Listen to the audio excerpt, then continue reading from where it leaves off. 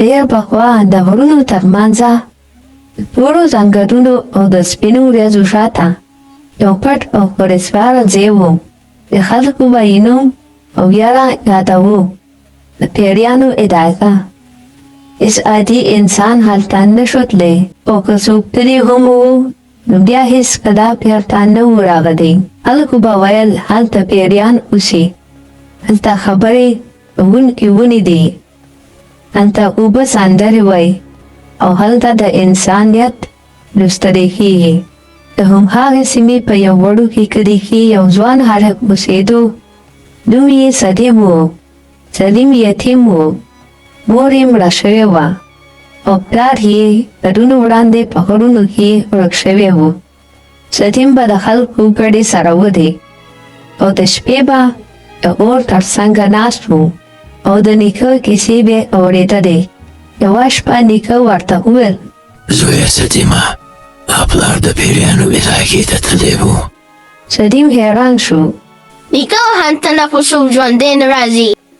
نیکه ژوره ساه واخیسته. پلار ژوندی دی، بندي دی. نیکه د خپلې زړې کورتۍ له جیبه یو سپین رنګ وړوکی کاڼی راوویستو او ویې ویل: دا کاڼی د پیریانو نښه ده. د چا نیت پاک وي به لاره پرانیسي. سلیم کاڼی په لاس کې ونیو. ناڅاپه کاڼی روښانه شو. نیکه په ویاړه وویل: بس دا ستا تقدیر دی زویه. سبا سهار سلیم خپل کوچنی پتس واخیستو او څه اوچه ډوډۍ او د نیکه دعا. هغه د هغې لارې په لور روان شو. د خلکو به یوازې په اشاره یادوو. ځنګل غلی و، مارغان چوپ و.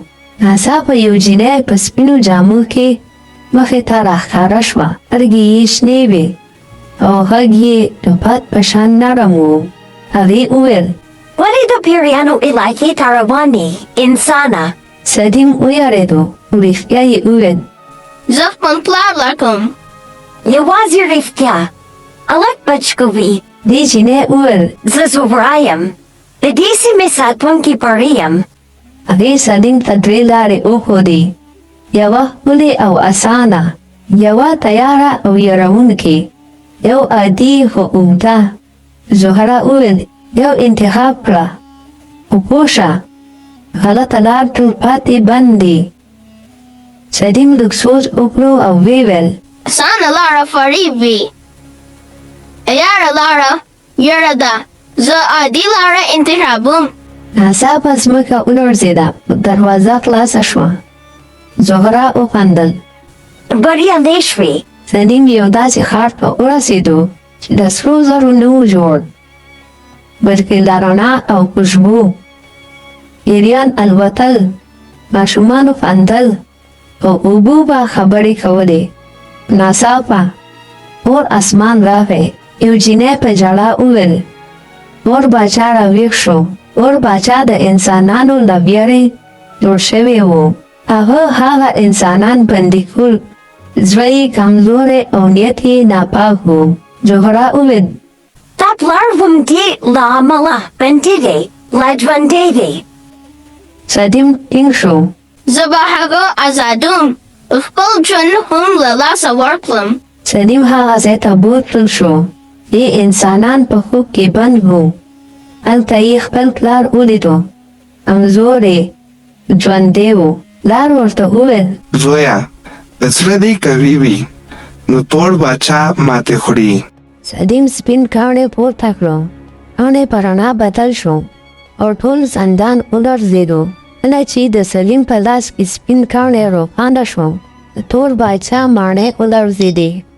تور باچا په درنه غږ خندل: انسانه، نه پوهېږې زه څوک یم. ځمکه چاکه شوه او د تیارو له منځه د اور په شان سیوری راښکاره شو.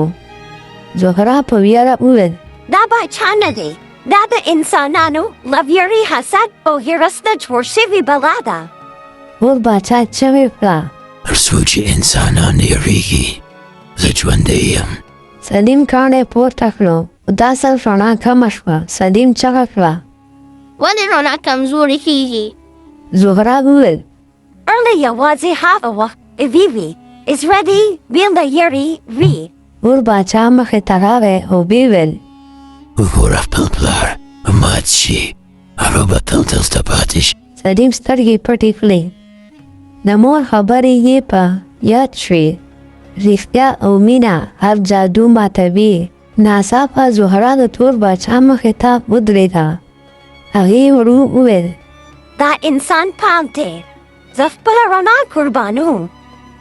هغې خپل وزرونه خپاره کړل. ټوله رڼا یې سلیم ته ورکړه او خپله د سپین ګل بدله شوه. سلیم چغه کړه. زهره او د هغې غږ راغی. هره قرباني پهی نه وي، ځینې پیل وي. سلیم له رڼا نه ډک شو. هغې په لمر بدل شو.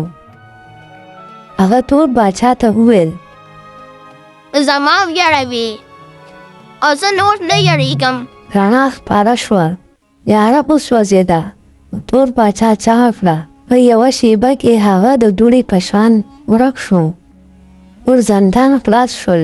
انسانان ویښ شول او د پیریانو سیمه بیرته روښانه شوه. سلیم خپل پلار له غېږه ورکړه. پلار په ژړا وویل زویه دا زما نه بلکې ټولې نړۍ ته ازادي ورکړه. پیریانو مشران راغلل او سلیم ته یې وویل ته ولې شي نن ته پاتې شي یا بیرته انسانانو ته لاړ شي. سلیم شیبه سوچ وکړو. زه به لاړ شم. د دې سیمې راز به ساتم. د زهره سپین ګل رڼا شو او ورو ورو بیرته په پري بدله شوه. هغه موسکی شوه.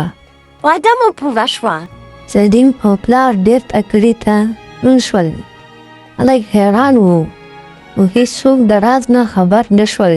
خو لا هم کله ناکله په غرونو کې رڼا ښکاري او خلک وایي دا د پیریانو علاقه لا ژوندی ده د پاک ژوند خلکو لپاره. نو خوږو کتونکو په دې کې موږ ته دا سبق میلاویږي یاره تر ټولو لویه بلا ده پاک نیت د هر جادوګر دی. قرباني تل رڼا پیدا کوي. نو ویډیو در سره لایک شیر چینل در سره سبسکرایب کړئ.